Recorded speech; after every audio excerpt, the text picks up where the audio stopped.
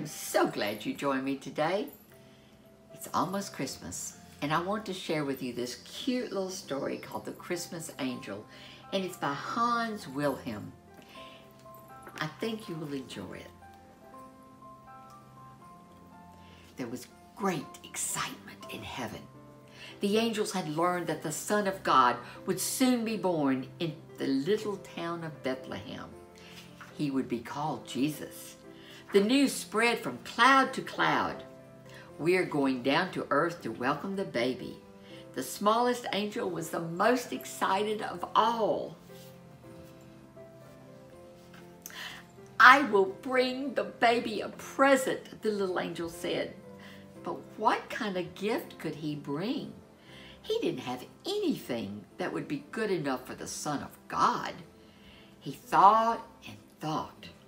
Finally, he had an idea.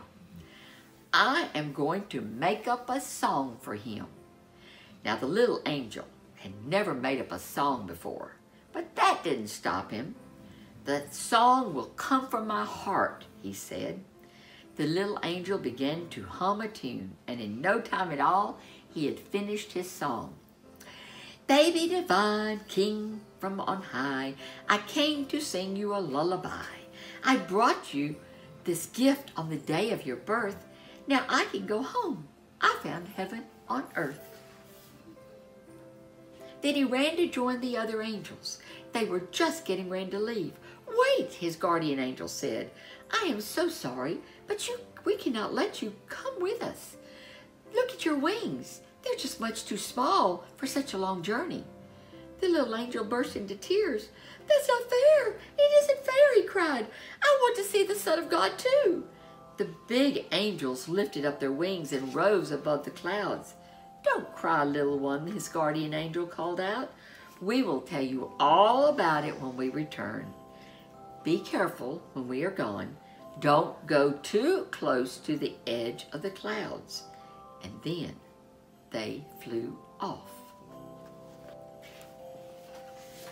The little angel couldn't believe it. How could they leave me behind, he sobbed. After a while, the little angel started to feel lonely. He thought it must be time for the others to come back. He walked to the very edge of the cloud to see if they were coming. The next thing he knew, he was tumbling down towards earth. He moved his little wings back and forth, but they were not strong enough to stop his fall. Closer and closer to earth he came until he was caught by the branch of an old tree. Luckily, the little angel wasn't hurt, but it was so cold. The angel wrapped his arms around himself and thought about the warmth of heaven, which he had become used to, so used to.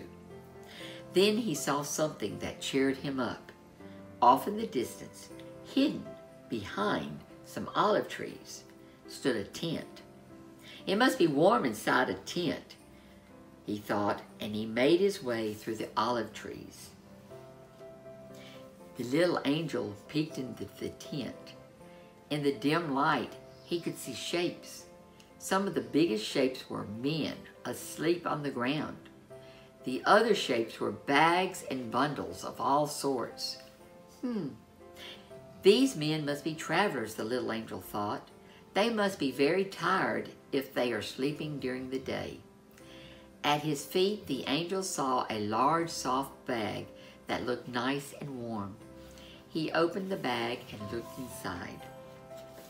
What could this be? The angel wondered. Even in the dim light, he could see brightly colored stones glowing red, green, and gold. A treasure, he thought. Who are these travelers?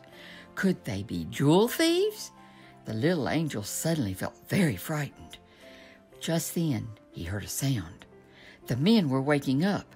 Quickly, the little angel crawled into the bag and closed it. It was not very comfortable inside the bag, but at least it was warm. A short time later, the angel found himself on the back of a camel. The men had picked up their pack and the belongings and were on their way to where? The little angel didn't know. He peeked out the bag, and the starry sky was above him. With every step the camel took, the bag swayed and bounced. The little angel was being tumbled about like a ship in the storm. The little angel had never felt so frightened. He remembered how safe he had been in heaven. Would he ever see it again? He was alone. He was very uncomfortable. He didn't know where he was. Worst of all, he would never see the baby Jesus to give him the song.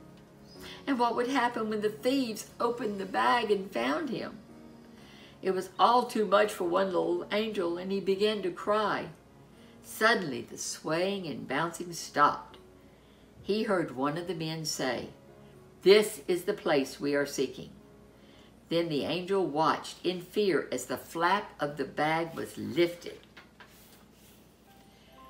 3 very surprised faces were looking at him. "Well, this is a wonder to behold," one of the men exclaimed as he lifted the angel out of the bag. "It must be another sign of the miracle that has happened," said another. "Come, we must make ourselves ready. We will bring the little one with us." The little angel was so relieved. These men were not thieves at all. He still did not know who they were or where he was, but he knew everything would be all right. The men took richly colored robes out of their bags and put them on. On their heads they placed crowns of gold and jewels. One of the men took the little angel by the hand and led him to the doorway of a small stable. "Oh, oh," the little angel said when he saw the light before him. The stable was full of light, cast by the halos of the host of angels.